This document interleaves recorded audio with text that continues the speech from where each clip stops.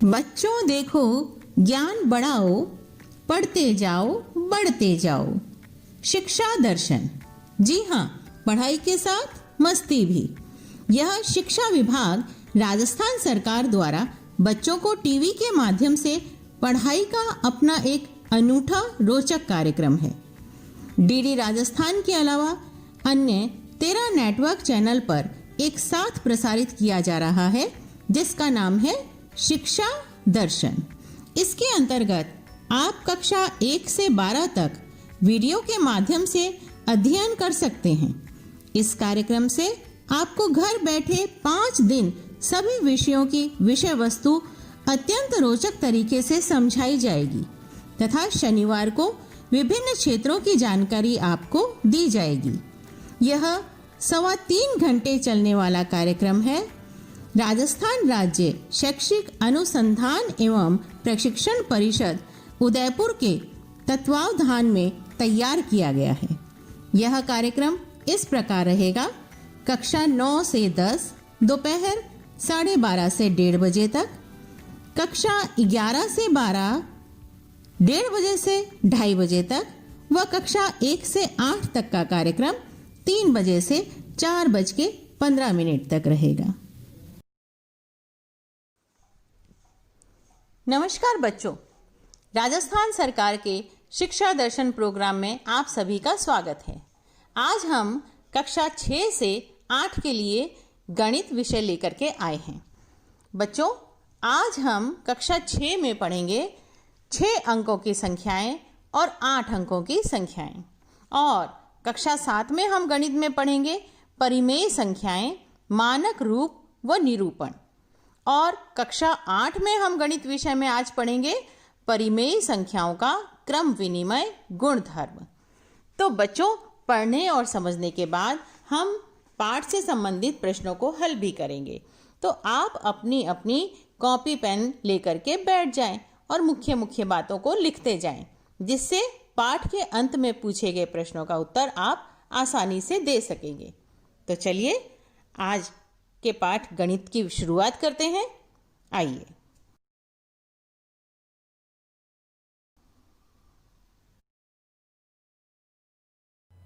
इस वीडियो से हम सीखेंगे 6 अंकों तक की संख्याएं और उनका स्थानीय मान और प्रसारित रूप।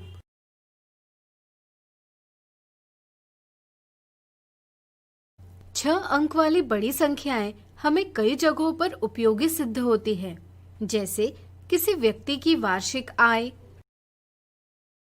किसी कंपनी द्वारा बेची गई चीजों की संख्या, चुनाव में किसी प्रत्याशी को प्राप्त मत इत्यादि। ये सारा है। सारा को गणित बहुत पसंद है। सारा आज एक बहुत दिलचस्प पैटर्न बना रही है। इस पैटर्न को देखें। क्या आप अनुमान लगा सकते हैं उसने यह पैटर्न कैसे बनाया? चलिए जानते हैं उसने यह पैटर्न कैसे बनाया। एक अंक की सबसे बड़ी संख्या है 9। इसमें 1 मिलाने पर 10। यह सबसे छोटी 2 अंकों वाली संख्या प्राप्त होती है। इसी तरह 2 अंकों वाली सबसे बड़ी संख्या 99। 99 के साथ 1 मिलाने पर 100। यह 3 अंकों वाली सबसे छोटी संख्या प्राप्त होती है।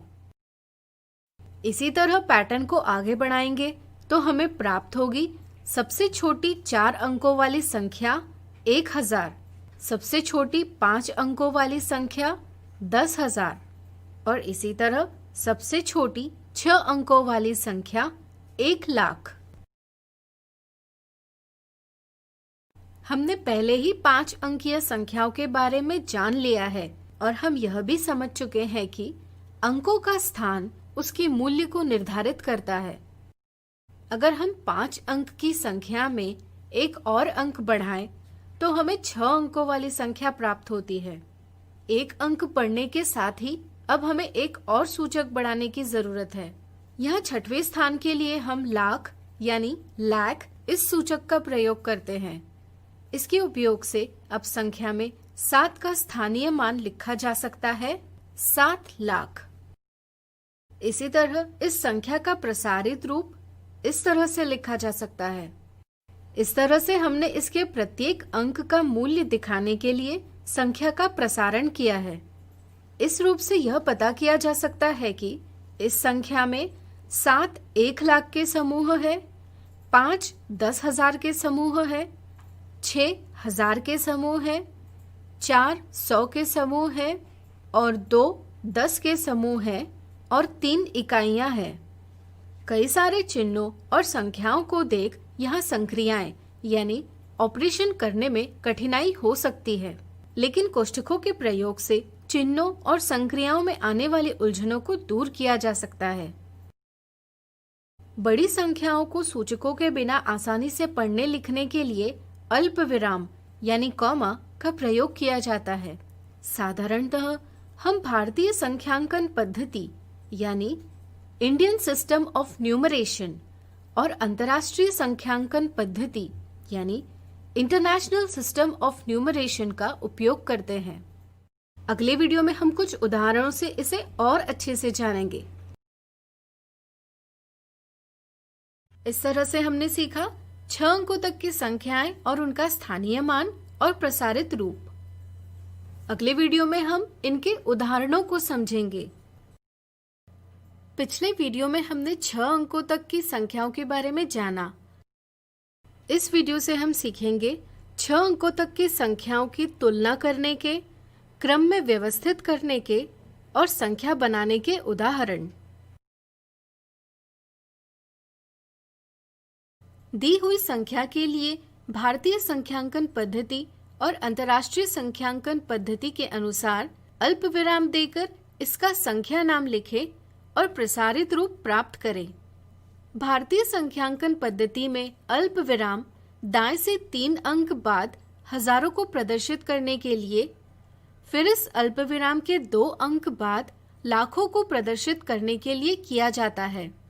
इस तरह से इस संख्या का संख्या नाम होगा 3,54,572।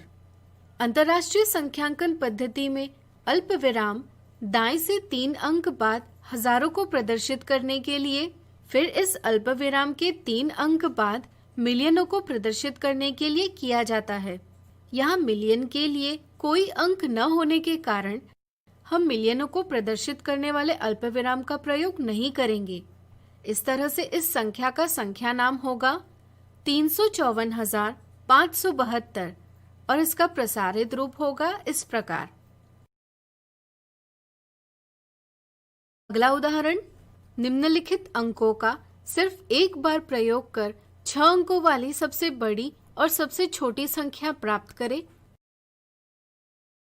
दिए अंकों से सबसे बड़ी संख्या प्राप्त करने के लिए अंकों को अवरोही क्रम में व्यवस्थित करें। इससे 9,76,531 यह संख्या प्राप्त होगी। इसी तरह दिए अंकों से सबसे छोटी संख्या प्राप्त करने के लिए अंकों को आरोही क्रम में व्यवस्थित करें। इससे 1,35,679 यह संख्या प्राप्त होगी। अगला उदाहरण, टेलीविजन बनाने वाली कंपनी एक टेलीविजन का मूल्य 8,999 रुपए निर्धारित करती है। अगर कोई व्यापारी 50 टेलीविजन खरीदता है तो उसे कितना मूल्य चुकाना होगा? यहाँ एक टेलीविजन का मूल्य है 8,999 रुपए। इस तरह से 50 टेलीविजन का मूल्य होगा टेलीविजन की संख्या गुना एक टेलीविजन का मूल्य, यानी कि 4,49,950 रुपए। यह दिए सवाल का जवाब है। इन उदाहरणों से आपकी 6 अंकों तक की संख्याओं की समझ बन गई होगी। इस तरह से हमने सीखा 6 अंकों तक की संख्याओं की तुलना करने के, क्रम में व्यवस्थित करने के और संख्या बनाने के उदाहरण। अब तक हमने 6 अंकों तक की संख्याओं के बारे में जाना। इस वीडियो से हम सीखेंगे 6 अंकों तक की संख्याओं से संबंधित मिथ्या धारणाएं। मिथ्या धारणा 1, 2,56,550 इस संख्या की पूर्ववर्ती यानी प्रीडिसेसर और परवर्ती यानी सक्सेसर संख्या कौन सी है? कई बार शून्य का पूर्ववर्ती अंक 9 समझा जाता है और इस कारण ऑप्शन 1 जवाब दिया जाता है। इसी प्रकार नामों में उलझन के कारण अक्सर इसे विपरीत समझा जाता है और जवाब ऑप्शन दूसरा दिया जाता है। ये दोनों गलत जवाब है। किसी संख्या से 1 घटाने पर उसकी पूर्ववर्ती संख्या प्राप्त होती है और अगर उसमें 1 जोड़ा जाए तो परवर्ती संख्या प्राप्त होती है। इस समझ से ऑप्शन 3 सही जवाब है। मिथ्या धारणा 2, 113 अल्पविराम 180 का संख्या नाम क्या है? अल्पविरामों का प्रयोग सिर्फ संख्यांकों के लिए किया जाता है, न कि संख्या नामों के साथ। इसलिए ऑप्शन 1 और ऑप्शन 2 गलत है। ऑप्शन 1 इसलिए भी गलत है क्योंकि दी संख्या अंतर्राष्ट्रीय संख्यांकन पद्धति में व्यक्त की है, लेकिन संख्या नाम भारतीय संख्यांकन पद्धति के अनुसार दिया है। सही समझ से बिना अल्पविराम वाला और अंतर्राष्ट्रीय संख्यांकन पद्धति के अनुसार दिया 113,180 संख्या नाम ही सही है। मिथ्या धारणा 3, 205,635 के लिए संख्यांक यानी न्यूमरल लिखें। कई बार संख्या नाम से संख्यांक लिखते समय शून्य को नजरअंदाज कर दिया जाता है। इससे ऑप्शन 1 यह गलत जवाब प्राप्त होता है। इसी तरह अंतर्राष्ट्रीय संख्यांकन पद्धति के समझ में उलझन के कारण ऑप्शन 2 या ऑप्शन 3 ये गलत जवाब दिए जाते हैं। अंकों को व्यक्त करने की सही समझ से ऑप्शन 4 सही जवाब है। इस तरह से हमने सीखा 6 अंकों तक की संख्याओं से संबंधित मिथ्या धारणाएं। इन मिथ्या धारणाओं को दूर कर अब आपकी 6 अंकों तक की संख्याओं की समझ अच्छे से बन गई होगी। आज हम देखेंगे 8 अंकों तक की संख्याओं के संख्यांक और सांख्यिक नाम, अंकों का स्थानीय मान और प्रसारित रूप।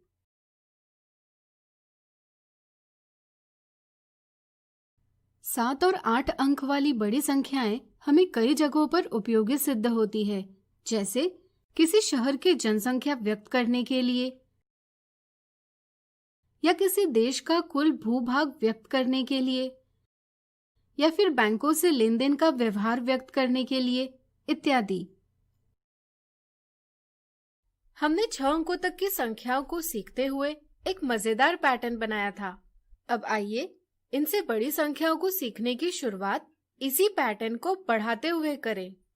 अगर हम 6 अंकों की सबसे बड़ी संख्या के साथ 1 मिलाए तो हमें प्राप्त होगी 7 अंकों वाली सबसे छोटी संख्या 10 लाख और इसी तरह पैटर्न को आगे बढ़ाकर 8 अंकों वाली सबसे छोटी संख्या 1 करोड़ भी प्राप्त की जा सकती है। 6 अंकों तक की संख्याओं को सीखते हुए हमने कुछ सूचकों का प्रयोग किया था। अगर इसमें एक और अंक बढ़ाएं तो हमें 7 अंकों वाली संख्या प्राप्त होगी। इसी तरह एक और अंक बढ़ाने से हमें 8 अंकों वाली संख्या प्राप्त होगी। इन अंकों के लिए अब हमें 10 लाखों यानी 10 lakhs और करोड़ों यानी करोड़्स के सूचकों की भी जरूरत होगी। स्थान पर निर्भर अंक के मान को स्थानीय मान कहा जाता है, यह आपको ज्ञात होगा। क्या आप इस 3 का स्थानीय मान पता कर सकते हैं? विचार करें। करोड़ के स्थान पर होने के कारण 3 का स्थानीय मान होगा 3 करोड़, 2 का स्थानीय मान होगा 20 लाख। इसी प्रकार बाकी अंकों का स्थानीय मान इस प्रकार लिखा जा सकता है। इस समझ से हम संख्या का संख्या नाम लिख सकते हैं 3,27,56,423। इसी प्रकार संख्या का प्रसारित रूप इस प्रकार लिखा जा सकता है। इस रूप से हम यह पता कर सकते हैं कि इस संख्या में 3 1 करोड़ के समूह है, 2 10 लाख के समूह है, इसी प्रकार 7 1 लाख के, 5 10,000 के, 6 1000 के, 4 100 के, 2 10 के समूह है और 3 इकाइयां हैं। कई सारे चिन्हों और संख्याओं को देख यह कौन सी संक्रिया पहले करें, यह उलझन जरूर उत्पन्न हो सकती है। इसे दूर करने के लिए कोष्ठकों का प्रयोग एक महत्वपूर्ण साधन है। यहाँ गुणन की संक्रिया पहले की जानी चाहिए। यह समझने के लिए हम गुणन की संक्रिया को कोष्ठक में व्यक्त करेंगे। तो इस तरह से आज हमने देखा 8 अंकों तक की संख्याओं के संख्यांक और सांख्यिक नाम, अंकों का स्थानीय मान और प्रसारित रूप। अगले वीडियो में कुछ उदाहरणों से इन्हें और अच्छे से जानेंगे। आज हम देखेंगे 8 अंकों तक की संख्याओं से संबंधित उदाहरण।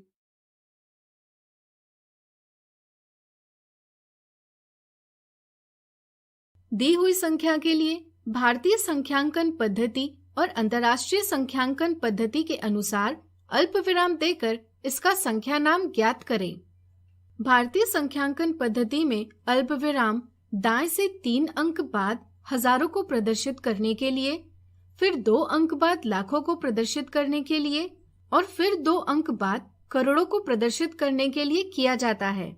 इस पद्धति में संख्या नाम होगा 2,43,56,655।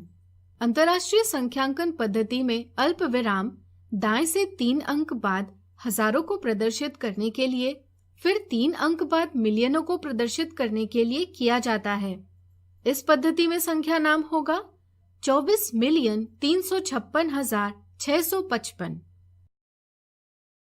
आज हमने देखा 8 अंकों तक की संख्याओं से संबंधित उदाहरण। अगले वीडियो में इनसे जुड़ी कुछ मिथ्या धारणाओं और साधारण गलतियों को दूर करेंगे। आज हम देखेंगे 8 अंकों तक की संख्याओं से संबंधित मिथ्या धारणा और साधारण गलतियां।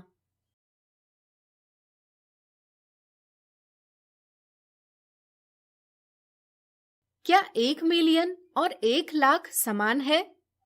कई बार यह मिथ्या धारणा होती है कि 1 मिलियन और 1 लाख समान ही होते हैं। यह एक गलत समझ है। इसे दूर करने के लिए अंकों में व्यक्त करें। 1 मिलियन इस प्रकार व्यक्त किए जाते हैं। मिलियन अंतर्राष्ट्रीय संख्यांकन पद्धति में प्रयोग होता है। आइए इसे भारतीय संख्यांकन पद्धति में व्यक्त करें। ऐसा करने पर हमें 10 लाख संख्या प्राप्त होगी, यानी कि 1 मिलियन 10 लाख के बराबर है, न कि 1 लाख के। ऐसी उलझन को दूर करने के लिए भारतीय संख्यांकन पद्धति और अंतर्राष्ट्रीय संख्यांकन पद्धति को अच्छे से समझना जरूरी होता है। 2 संख्याओं को जोड़ते या घटाते समय कई बार उचित स्थानों पर नहीं लिखा जाता। इससे हल गलत बनता है। अंकों को उनके स्तंभों में रखकर समान स्थानीय मान वाले अंकों पर ही संक्रिया की जाती है और इससे जवाब सही प्राप्त होता है।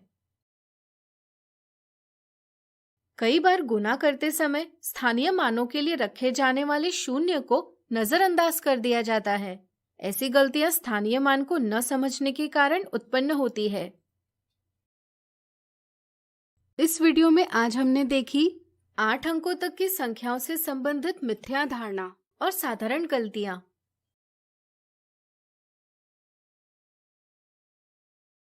आज हम सीखेंगे परिमेय संख्याओं का मानक रूप और इनका संख्या रेखा पर निरूपण।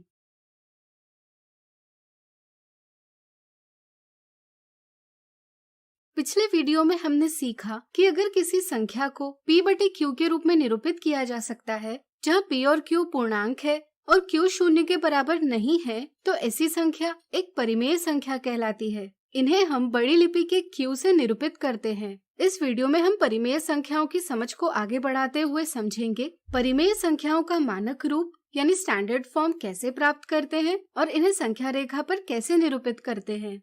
तो आइए पहले हम समझेंगे परिमेय संख्याओं का मानक रूप कैसे प्राप्त करें। यहाँ 2 परिमेय संख्याएं हैं। एक है ऋण 2/5 और दूसरी है 12/18। पहली संख्या में हर एक धनात्मक पूर्णांक यानी पॉजिटिव इंटीजर है। इसी तरह ऋणात्मक चिन्ह को नजरअंदाज कर अंश और हर के स्थानों पर लिखी संख्याओं में एक के अलावा और कोई उभयनिष्ठ गुणनखंड या सार्वगुणनखंड यानी कॉमन फैक्टर नहीं है। इस तरह से यदि किसी परिमेय संख्या का हर धनात्मक पूर्णांक है और अंश और हर के गुणनखंडों में सिर्फ एक यही गुणनखंड उभयनिष्ठ है, तो ऐसी परिमेय संख्या अपने मानक रूप में होती है। यह भिन्न के सरलतम रूप यानी सिंपलेस्ट फॉर्म जैसा ही है। क्या आप बता सकते हैं दूसरी परिमेय संख्या भी अपने मानक रूप में है या नहीं? सोचिए सोचिए। बिल्कुल सही। इस संख्या का हर धनात्मक नहीं है और इसके अंश और हर के गुणनखंडों में 1 के साथ साथ 2 और 3 भी उभयनिष्ठ गुणनखंड है। इसलिए 12/18 अपने मानक रूप में नहीं है। अगर हमें इसे अपने मानक रूप में लाना होगा तो पहले हमें इसका हर धनात्मक करना होगा। क्या आप बता सकते हैं यह हम कैसे करेंगे? बिल्कुल सही। हम इस परिमेय संख्या के अंश और हर दोनों को ऋण 1 से गुणा करेंगे। अंश और हर दोनों को ऋण 1 से गुणा करने पर संख्या का मान तो बराबर रहेगा, लेकिन हर जरूर धनात्मक बन जाएगा। अब हम अंश और हर के स्थानों पर लिखी संख्याओं का चिन्ह नजरअंदाज कर इनका मस यानी HCF प्राप्त करेंगे। इसके लिए हम 12 और 18 का अभाज्य गुणनखंडन यानी प्राइम फैक्टराइजेशन करेंगे। दोनों में उभयनिष्ठ गुणनखंडों के गुणन से हमें इनका मस प्राप्त होगा 6। अब हम 12 और 18 दोनों को इनके मस 6 से विभाजित करेंगे, जिससे हमें परिमेय संख्या प्राप्त होगी ऋण 2/3। यह 12/18 का मानक रूप है। अब आइए जाने संख्या रेखा पर परिमेय संख्याओं को कैसे निरूपित किया जाता है। मान लीजिए हमें ऋण 3/8 को संख्या रेखा पर निरूपित करना है। यह हम निम्न प्रकार से करेंगे। पहले हम एक संख्या रेखा बनाएंगे और इस पर एक बिंदु 0 से अंकित करेंगे। 0 की दाईं ओर धनात्मक पूर्णांक अंकित किए जाते हैं और बाईं ओर ऋणात्मक पूर्णांक यानी नेगेटिव इंटीजर्स अंकित किए जाते हैं। तो बताइए हम ऋण 3/8 को 0 के कौन सी दिशा में अंकित करेंगे?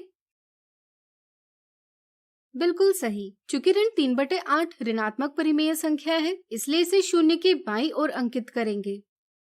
अगर हम चिन्ह के बिना अंश और हर की तुलना करें तो यह पता चलता है कि अंश हर से छोटा है, यानी कि 3/8 इकाई से छोटी दूरी है। इसलिए हम कह सकते हैं कि ऋण 3/8 का स्थान 0 और ऋण 1 के बीच होगा। अब हम देखते हैं कि इस परिमेय संख्या का हर 8 है, इसलिए हम 0 और ऋण 1 तक की दूरी के 8 बराबर भाग करेंगे। परिमेय संख्या का अंश ऋण 3 है। यहाँ ऋण चिन्ह से पता चलता है कि हमें 0 के बाईं ओर चलना है और 3 से पता चलता है कि 3 कदम चलना है। इस तरह ऋण 3 के लिए हम 0 के बाईं ओर 3 कदम चलेंगे। ऐसा करने पर हम जिस बिंदु पर पहुंच जाएंगे वह होगा ऋण 3/8। इस प्रकार हम ऋण 3/8 को संख्या रेखा पर निरूपित करते हैं। चलिए इसे एक और उदाहरण से समझें। मान लीजिए हमें 27/12 को संख्या रेखा पर निरूपित करना है। यह हम निम्न प्रकार से करेंगे। यहाँ हम देखते हैं कि इस परिमेय संख्या का हर धनात्मक पूर्णांक नहीं है, तो सबसे पहले हम इसके अंश और हर दोनों को ऋण 1 से गुणा कर इसे बराबर मान वाली परिमेय संख्या में बदल लेंगे, जिसका हर धनात्मक पूर्णांक होगा। यानी कि यहाँ हमें परिमेय संख्या प्राप्त होगी ऋण 27/12। इसे संख्या रेखा पर व्यक्त करने के लिए हम पहले जैसे ही एक संख्या रेखा बनाएंगे। चूंकि ऋण 27/12 ऋणात्मक परिमेय संख्या है, इसलिए इसका स्थान 0 के बाईं ओर होगा। अब हम ऋण 27/12 को मिश्रित रूप में ऋण 2 और 3/12 इस प्रकार व्यक्त करेंगे। इसे देखकर क्या आप बता सकते हैं ऋण 2 और 3/12 का स्थान कौन से दो पूर्णांकों के बीच आएगा? सोचिए सोचिए। बिल्कुल सही। ऋण 2 और 3/12 का स्थान ऋण 2 के बाईं ओर लेकिन ऋण 3 के दाईं ओर आएगा, यानी कि ऋण 2 और ऋण 3 के बीच में आएगा। ठीक ठीक स्थान प्राप्त करने के लिए हम ऋण 2 से ऋण 3 की दूरी को 12 बराबर भागों में विभाजित करेंगे। और चूंकि अंश 3 है, इसलिए ऋण 2 के बाईं ओर 3 कदम चलेंगे। अंतिम कदम वाले बिंदु को हम ऋण 2 और 3/12 यानी कि ऋण 27/12 या 27/12 अंकित करेंगे। इस तरह से अब आप समझ ही गए होंगे कि कैसे हम परिमेय संख्याओं का मानक रूप प्राप्त करते हैं और कैसे इन्हें संख्या रेखा पर निरूपित करते हैं। तो आज हमने सीखा परिमेय संख्याओं का मानक रूप और इनका संख्या रेखा पर निरूपण। अगले वीडियो में कुछ उदाहरणों से इन्हें और अच्छे से जानेंगे। आज हम देखेंगे परिमेय संख्याओं से संबंधित निम्नलिखित अवधारणाओं के उदाहरण, परिमेय संख्याओं का मानक रूप और परिमेय संख्याओं का संख्या रेखा पर निरूपण।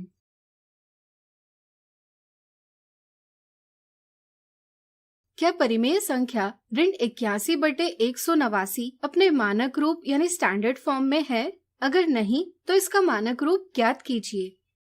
यहाँ हमें दी संख्या को उसके मानक रूप में व्यक्त करना है। क्या आप बता सकते हैं कि परिमेय संख्या का मानक रूप क्या होता है?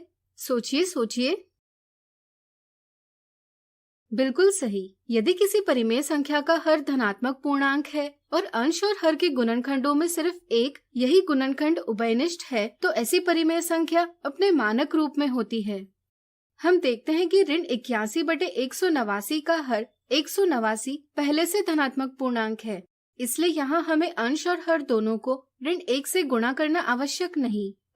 अगर हम 81 और 189 को इनके गुणनखंडों के गुणन के रूप में इस प्रकार व्यक्त करेंगे, तो हम देखते हैं कि इनके गुणनखंडों में ये सभी गुणनखंड उभयनिष्ठ है। इसलिए हम कह सकते हैं कि ऋण 81/189 अपने मानक रूप में नहीं है। तो आइए इस परिमेय संख्या का मानक रूप ज्ञात करें। पहले हम 81 और 189 के उभयनिष्ठ गुणनखंडों का गुणन कर इनका मसब प्राप्त कर लेंगे, जो आएगा 27। दोनों के उभयनिष्ठ गुणनखंडों के गुणन में हमें इनका मसब यानी HCF प्राप्त होगा 27। अब हम अंश ऋण 81 और हर 189 दोनों को इनके मसब 27 से विभाजित करेंगे। इससे हमें परिमेय संख्या प्राप्त होगी ऋण 3/7। यह ऋण 81/189 का मानक रूप है। ऋण 81/189 का मानक रूप प्राप्त करने की एक और विधि है, जिसमें हम विभाज्यता के नियमों का प्रयोग करते हैं।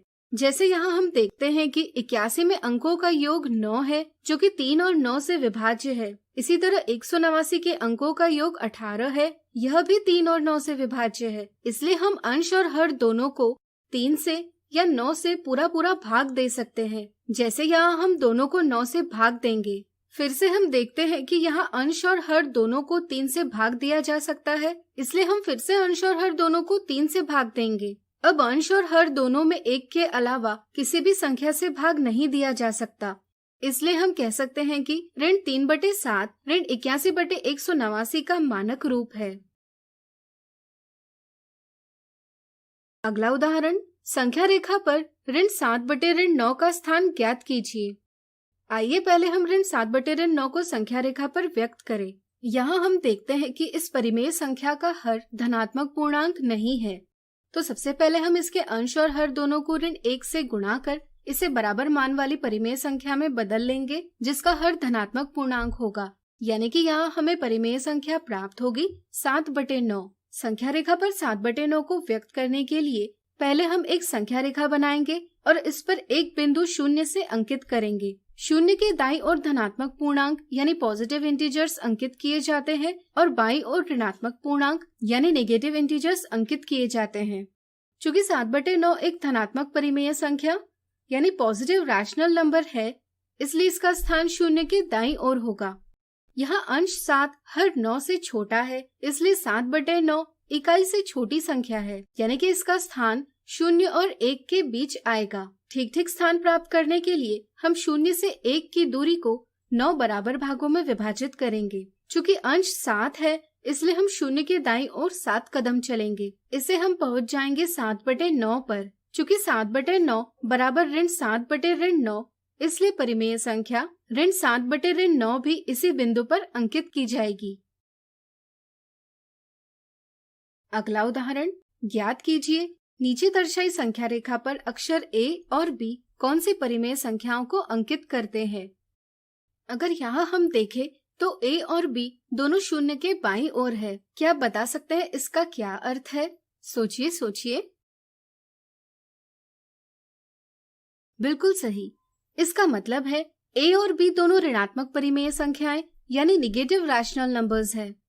हम देखते हैं कि यहाँ इकाई दूरियों को 6 बराबर भागों में विभाजित किया है। इस तरह से हम कह सकते हैं कि A और B दोनों का हर 6 होगा। चूँकि B का स्थान 0 के बाईं ओर 9वें भाग पर है, इसलिए हम कह सकते हैं कि B का अंश ऋण 9 है। इस तरह से B अक्षर परिमेय संख्या ऋण 9/6 को निरूपित करता है। इसी तरह A का स्थान 0 के बाईं ओर 15वें भाग पर है, इसलिए हम कह सकते हैं कि A का अंश ऋण 15 है। इस तरह से A अक्षर परिमेय संख्या ऋण 15/6 को निरूपित करता है। इसे ही हम ऋण 2 और 1/2 इस प्रकार भी लिख सकते हैं। इस तरह से आज हमने देखे परिमेय संख्याओं से संबंधित निम्नलिखित अवधारणाओं के उदाहरण। अगली वीडियो में इनसे जुड़ी कुछ साधारण गलतियां देखेंगे। आज हम देखेंगे परिमेय संख्याओं के मानक रूप और संख्या रेखा पर निरूपण से संबंधित कुछ साधारण गलतियां। परिमेय संख्याओं का मानक रूप यानी स्टैंडर्ड फॉर्म प्राप्त करते समय अक्सर बच्चे कुछ साधारण गलतियां करते हैं। आइए इन्हें समझें।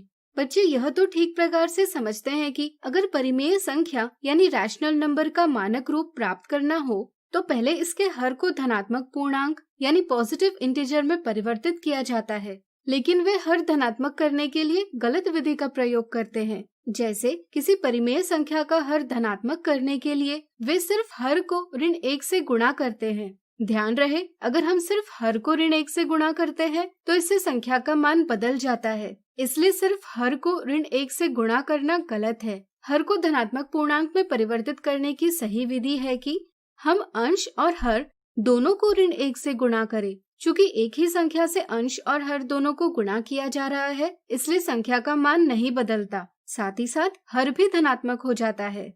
कुछ बच्चे ऋण 18/24 का मानक रूप प्राप्त करते समय अंश 18 और हर 24 के मौसा यानी HCF 6 से अंश और हर दोनों को विभाजित न करते हुए अंश और हर दोनों को उनके किसी एक उभयनिष्ठ गुणनखंड यानी कॉमन फैक्टर जैसे 3 से विभाजित करते हैं। इससे उन्हें परिमेय संख्या प्राप्त होती है ऋण 6/8। अक्सर बच्चे इसे ही मानक रूप समझ लेते हैं। वे यह भूल जाते हैं कि हमें अंश और हर दोनों को इनके उभयनिष्ठ गुणनखंडों से तब तक विभाजित करते रहना है जब तक कि दोनों में एक के अलावा कोई और उभयनिष्ठ गुणनखंड ना हो। जैसा कि आप देख सकते हैं 6 और 8 का 2 यह उभयनिष्ठ गुणनखंड है, इसलिए हम अंश 6 और हर 8 दोनों को इनके उभयनिष्ठ गुणनखंड 2 से विभाजित करेंगे। इससे हमें परिमेय संख्या का सही मानक रूप प्राप्त होगा ऋण 3/4। अगर बच्चों को 25/125, 200/900, 4000/8000, 12000/2000 जैसी संख्याओं को संख्या रेखा पर निरूपित करने के लिए कहा जाए तो कुछ बच्चे अंश और हर में बड़ी संख्याएं देखकर यह समझ लेते हैं कि इन संख्याओं को संख्या रेखा पर निरूपित नहीं किया जा सकता। इसी तरह कुछ बच्चे संख्याओं को जैसी दी है उसी प्रकार से दर्शाने की कोशिश करते हैं। जैसे वे 25/125 को दर्शाने के लिए 0 और 1 के बीच 125 बराबर भाग बनाने लग जाते हैं। इससे गलतियां होने की संभावना बढ़ जाती है, साथ ही साथ काफी समय भी लग जाता है। सही समझ यह है कि हम किसी भी परिमेय संख्या को संख्या रेखा पर निरूपित कर सकते हैं, लेकिन इसके लिए यह आवश्यक है कि हम दी परिमेय संख्या को मानक रूप में व्यक्त करें। जैसे अगर हमें 25/125 को संख्या रेखा पर दर्शाना है तो इसे हम मानक रूप में 1/5 इस प्रकार व्यक्त कर सकते हैं। यहाँ 25/125 का मान 1/5 के मान के बराबर है, इसलिए संख्या रेखा पर इन्हें एक ही स्थान पर दर्शाया जाएगा। 1/5 का स्थान 0 से 1 के बीच की इकाई दूरी को 5 बराबर भागों में विभाजित कर पहले भाग से दर्शाया जा सकता है। अब जैसा कि आप देख सकते हैं 25/125 को संख्या रेखा पर निरूपित करने की तुलना में 1/5 को निरूपित करना आसान है, इसलिए किसी भी परिमेय संख्या को उसके मानक रूप के उपयोग से संख्या रेखा पर आसानी से निरूपित किया जा सकता है। क्या आप इन संख्याओं को संख्या रेखा पर निरूपित कर पाएंगे?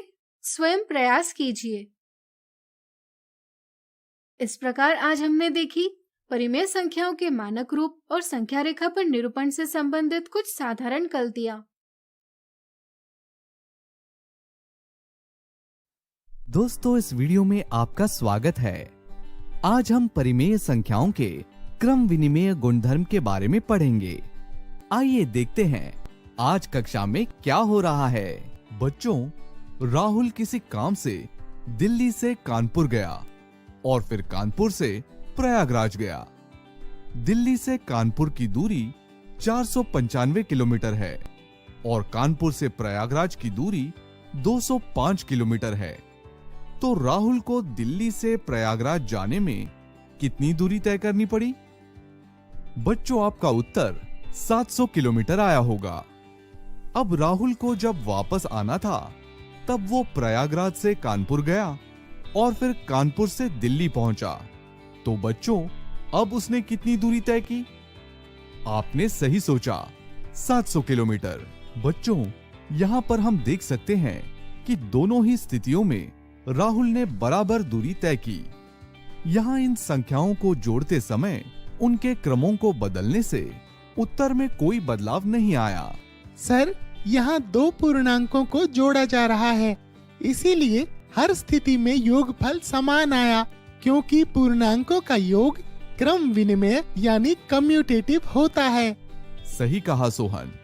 अब क्रम विनिमयता का अर्थ भी सबको बताओ। सर, विनिमय का अर्थ है अदला बदली और क्रम विनिमय का अर्थ है क्रमों की अदला बदली करना। जैसे कि यहाँ पर हमने देखा कि इन दोनों पूर्णांकों को किसी भी क्रम में जोड़ें तो उनका योगफल नहीं बदलता है। हम किन्हीं भी दो पूर्णांक जैसे कि a और b को किसी भी क्रम में जोड़ें या गुना करें तो उत्तर में कोई बदलाव नहीं आता है, क्योंकि पूर्णांकों का योग और गुणन क्रम विनिमय होता है। सही कहा सोहन। पिछली कक्षा में हम प्राकृत संख्याएं, पूर्ण संख्याएं और पूर्णांकों के क्रम विनिमय गुणधर्म के बारे में पढ़ चुके हैं। आज हम परिमेय संख्याओं के क्रम विनिमय गुणधर्म पर चर्चा करेंगे। परिमेय संख्याएं वे संख्याएं हैं जिन्हें हम p बटे q के रूप में लिख सकते हैं, जहां p और q पूर्णांक है और q एक शून्येतर संख्या है, जैसे कि 4 बटे 7, ऋण 10 बटे 49 इत्यादि। हम प्राकृत संख्याएं, पूर्ण संख्याएं और पूर्णांकों को भी p बटे q के रूप में लिख सकते हैं। यहाँ हम हर की जगह 1 लिख सकते हैं, इसीलिए ये भी परिमेय संख्याएं ही हैं। चलिए अब परिमेय संख्याओं के योग के लिए क्रम विनिमयता पे चर्चा करते हैं। मान लीजिए कि हमारे पास दो परिमेय संख्याएं हैं। अब इन्हें क्रमागत तरीके से जोड़िए। ऐसी संख्याओं को हम कैसे जोड़ेंगे? जैसे हम भिन्नों को जोड़ा करते हैं, लघुत्तम समवर्त्य LCM की सहायता से। यहाँ पर हरों का लघुत्तम समवर्त्य है 12। इन्हें जोड़ने पर हमें उत्तर 11 बटे 12 मिलेगा। अब एक बार इनका क्रम बदलकर जोड़िए। हम देखेंगे कि दोनों ही बार उत्तर 11 बटे 12 आएगा। बच्चों, अब आप स्क्रीन पर दिए गए संख्याओं को इस क्रम में जोड़िए। ध्यान रहे, यहाँ पहले सवाल में जो 5 है उसे आप 5 बटे 1 के रूप में भी लिख सकते हैं। आप सब भी वीडियो को रोककर इन सवालों को हल करिए और इनके उत्तर लिख लीजिए, जो इस प्रकार होंगे। अब आप इन संख्याओं के क्रम बदलिए और इन्हें जोड़िए।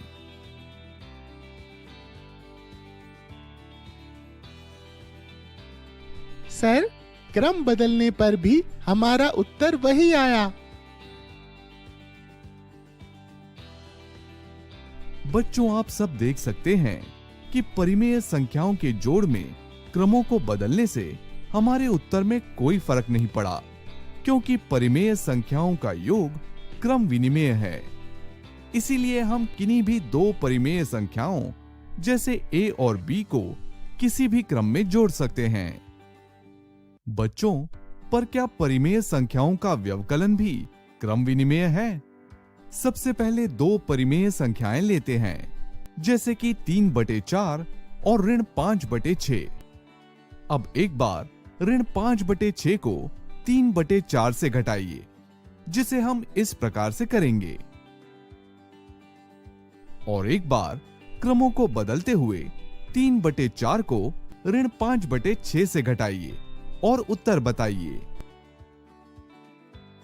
सर, दोनों ही बार अलग उत्तर आया।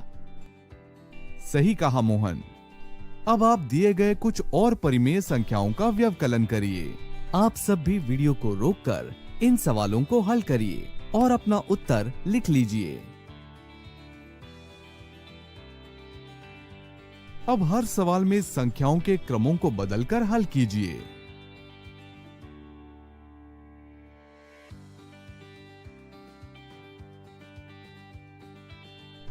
दिए गए हर सवाल में संख्याओं के क्रमों को बदलने से हमारा उत्तर अलग आया है। हम यहाँ देख सकते हैं कि व्यवकलन में संख्याओं के क्रमों को बदलने से हमारा उत्तर बदल जाता है, क्योंकि परिमेय संख्याओं का व्यवकलन क्रम विनिमेय नहीं है। इसीलिए हम कह सकते हैं कि किन्हीं भी दो परिमेय संख्याओं a और b के लिए a घटा b घटा a के बराबर नहीं है। चलिए आगे बढ़ते हुए एक और संक्रिया गुणन पर चर्चा करते हैं। क्या परिमेय संख्याओं का गुणन भी क्रम विनिमेय है? चलो देखते हैं। इसके लिए हम दो परिमेय संख्याएं लेते हैं। इन दोनों संख्याओं का गुणन करिए। उत्तर आया 35/12। अब इन संख्याओं के क्रमों को बदलते हैं। सर, अभी भी हमारा उत्तर 35/12 ही आया। अब आप सब इन सवालों को हल करिए। इन सवालों को हल करने के बाद आपका उत्तर इस प्रकार से आया होगा। अब इन संख्याओं के क्रम बदलकर गुना करिए। सर, संख्याओं की अदला बदली से हमारा उत्तर नहीं बदला। सही कहा मोहन। ऐसा इसलिए हो रहा है क्योंकि परिमेय संख्याओं का गुणन क्रम विनिमेय है। व्यापक रूप से किन्हीं भी दो परिमेय संख्याओं a और b के लिए a गुणा b बराबर b गुणा a होता है। बच्चों, अब हम परिमेय संख्याओं के भाग के लिए क्रम विनिमेयता की जांच करते हैं।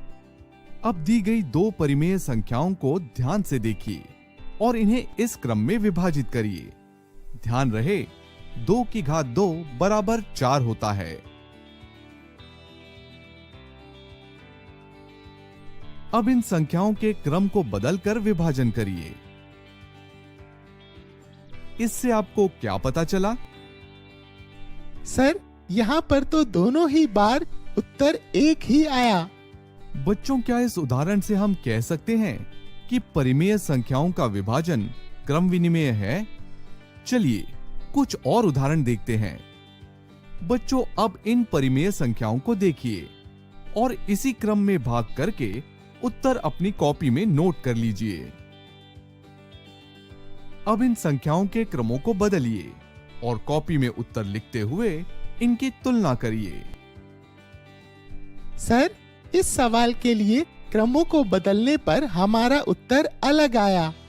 जब हम 0 को 5 से विभाजित करते हैं तो उत्तर 0 आता है, लेकिन 5 को 0 से विभाजित करने पर उत्तर 5/0 मिल रहा है। 5 को 0 से विभाजित करने पर हमें अपरिभाषित उत्तर मिलता है। यहाँ हमने उदाहरण की सहायता से ये जाना कि जब संख्याएं बराबर हो तो भाग करते समय क्रमों के बदलने से हमें उत्तर एक ही मिलता है, लेकिन सामान्यतः भाग करते वक्त यदि हम क्रमों को बदल दे तो हमारा उत्तर बदल जाता है। ऐसा इसलिए होता है क्योंकि परिमेय संख्याओं का भाग क्रम विनिमेय नहीं है। तो दोस्तों, इस सत्र में हमने सीखा परिमेय संख्याओं का योग और गुणन क्रम विनिमेय होता है, पर व्यवकलन और भाग क्रम विनिमेय नहीं होता है। अगली वीडियो में हम इससे जुड़े कुछ उदाहरण देखेंगे। इस सत्र में इतना ही। मिलते हैं अगले सत्र में। धन्यवाद। दोस्तों, इस वीडियो में आपका स्वागत है।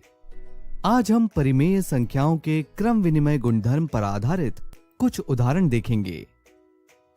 पिछली वीडियो में हमने जाना कि परिमेय संख्याओं का योग और गुणन क्रम विनिमेय है, पर व्यवकलन और भाग क्रम विनिमेय नहीं है। आइए देखते हैं कि कक्षा में क्या पढ़ाया जा रहा है। बच्चों, ध्यान से देखो और बताओ कि इनमें से कौन सा विकल्प सही है। आप सब भी इस सवाल को हल करिए। सर, हम परिमेय संख्याओं का गुणन किसी भी क्रम में कर सकते हैं, इसलिए पहला विकल्प सत्य है। एकदम सही। दूसरे विकल्प के बारे में आपको क्या लगता है? सर, दूसरा विकल्प गलत है, क्योंकि परिमेय संख्याओं का व्यवकलन क्रम विनिमेय नहीं है। हम यहाँ पर देख सकते हैं बाईं ओर उत्तर आया 1/4 और दाईं ओर उत्तर आया ऋण 1/4। पर सर, तीसरा विकल्प सही है। बाईं ओर उत्तर आया 29/20 और दाईं ओर भी उत्तर आया 29/20, क्योंकि परिमेय संख्याओं का जोड़ क्रम विनिमेय है। और चौथा वाला विकल्प गलत है। हम यहाँ देख सकते हैं कि बाईं ओर उत्तर 5/6 आ रहा है और दाईं ओर उत्तर 6/5 आ रहा है। ये बराबर नहीं है, यह एक दूसरे के व्युत्क्रम है। सही जवाब सोहन। पर आखिरी वाले विकल्प के बारे में आप क्या सोचते हो? सर, अगर हम इसके बाएं पक्ष यानी LHS पर गौर करें तो हम वर्गमूल 9 को 3 के बराबर और वर्गमूल 25 को 5 के बराबर लिख सकते हैं। इस तरह हम वर्गमूल 9/25 को 3/5 के बराबर लिख सकते हैं। अब हम बाईं ओर को कुछ इस प्रकार लिख सकते हैं, जो 3/5 गुना 7/4 के बराबर है। हम जानते हैं कि परिमेय संख्याओं का गुणन क्रम विनिमेय है, इसलिए हम 3/5 गुना 7/4 को 7/4 गुना 3/5 भी लिख सकते हैं, क्योंकि क्रम बदलने से उत्तर में कोई बदलाव नहीं आएगा। हम देख सकते हैं कि ये हमारे विकल्प में दिए दाईं ओर के पक्ष यानी RHS के बराबर है, यानी हमारा आखिरी विकल्प सही है। बच्चों, अब इस रिक्त स्थान को भरिए। आप सब भी इस सवाल को हल करिए। सर, इस सवाल का उत्तर है 11/9। कैसे मोहन? सर, इस सवाल में हमें ऐसी संख्या ढूंढनी है जो कि वर्गमूल 4/3 से गुना होने पर 11/9 और 2/3 के गुणनफल के बराबर उत्तर दे। वर्गमूल 4 बराबर 2 होता है, इसलिए हम इसे इस प्रकार लिख सकते हैं। दिए गए प्रश्न को हम इस तरह भी लिख सकते हैं। अब इसे हल करिए। हम जानते हैं कि परिमेय संख्याओं का गुणन क्रम विनिमेय होता है, इसलिए अगर हम यहाँ रिक्त स्थान पर 11/9 लिखेंगे तो हम देख सकते हैं कि बायां पक्ष दाएं पक्ष के बराबर है, यानी हमारा उत्तर 11/9 है। बच्चों, इस वीडियो में हमने परिमेय संख्याओं की क्रम विनिमयता से संबंधित उदाहरण देखे। इस सत्र में इतना ही। धन्यवाद। हेलो बच्चों, आशा है आपको गणित विषय समझ में आ गया होगा और आज आपने जो गणित में हल किया है, जो जाना है, वो आपको बहुत अच्छे से समझ आ गया होगा। तो चलिए एक बार पुनः हम देखते हैं कि आज हमने क्या क्या पढ़ा। तो बच्चों, आज हमने पढ़ा कक्षा 6 से 8 में। कक्षा 6 में हमने जाना कि 6 अंकों की संख्याएं और 8 अंकों की संख्याएं कौन कौन सी होती हैं। और उसके बाद कक्षा 7 में हमने देखा परिमेय संख्या, मानक, रूप व निरूपण। और कक्षा 8 में हमने पढ़ा परिमेय संख्याओं का क्रम विनिमय गुणधर्म। तो बच्चों, आपको ये तीनों पाठ समझ आ गए होंगे। चलिए देखते हैं कि कल हम क्या पढ़ेंगे। तो बच्चों, कल भी हम कक्षा 6 से 8 के लिए गणित विषय लेकर के आए हैं। कक्षा 6 में गणित में कल हम पढ़ेंगे आकलन और सन्निकट रोमन संख्यांक। और कक्षा 7 में परिमेय संख्याओं की तुलना पाठ पढ़ा जाएगा। कक्षा 8 में परिमेय संख्याओं का सहचर्य गुणधर्म समझाया जाएगा। तो ये तो थी कल की बात। पर एक जरूरी सूचना सुनिए बच्चों, कि जो आज आपने ये पाठ देखा है, कार्यक्रम देखा है, यदि आप इसको पुनः देखना चाहते हैं तो ये कार्यक्रम हमारे YouTube पर अवेलेबल है। आप YouTube पर जाएं और शिक्षा दर्शन डीडी राजस्थान सर्च करके आप इस कार्यक्रम को पुनः देख सकते हैं। है ना अच्छी बात? चलिए मिलते हैं कल इसी समय। धन्यवाद। बच्चों, आपको यह कार्यक्रम कैसा लगा? अपना सुझाव अवश्य दें। इस कार्यक्रम से संबंधित आपके मन में यदि कुछ सुझाव आता है या किसी भी तरह की शंका आपके मन में है तो आप हमें ईमेल एड्रेस पर भेज सकते हैं। हमारा ईमेल एड्रेस है शिक्षादर्शन rajasthan@gmail.com। धन्यवाद।